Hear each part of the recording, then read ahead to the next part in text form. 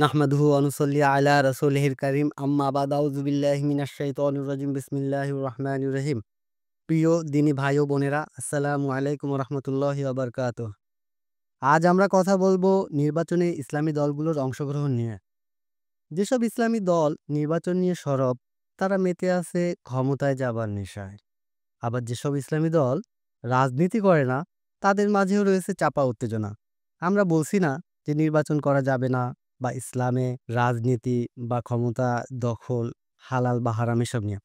আমরা বলতে চাই যে নির্বাচন নিয়ে অতি বাড়াবাড়ির ফলে আমাদের অর্থাৎ মুসলমানদের বেশ কিছু বড় বিষয় থেকে দৃষ্টি নির্বাচনের দিকে নিবদ্ধ হয়েছে।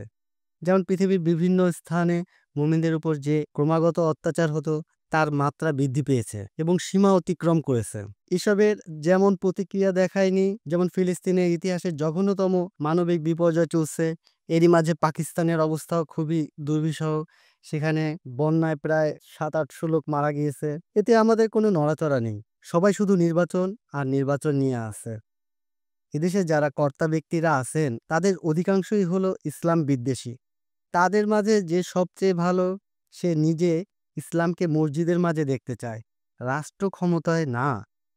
আবার দেশের বৃহৎ দল আকার ইঙ্গিতে আমাদের মেসেজ দিচ্ছে যে তারাও ইসলামকে ক্ষমতায় দেখতে চায় না, যদিও দেশের অধিকাংশ মানুষই তাই চায়। এত সব প্রতিকূলতার মধ্যেও যদি ইসলাম দলগুলো ক্ষমতায় যায়, হয়তো বাহিরের শত্রুরা আমাদের ব্যস্ত রাখবে, ক্ষমতায় দিয়ে আমাদের লোভ দেখিয়ে আমাদেরকে অন্যদিকে ডাইভার্ট করার চেষ্টা করবে। আর যদি ইসলামী দলগুলো ক্ষমতায় গিয়ে দক্ষতার সাথে দেশ চালায়, তাহলে হয়তো একদিন মিশরের মতো আমাদের উদাহরণ দেখতে হবে। আল্লাহ আমাদের হেফাজত করুক।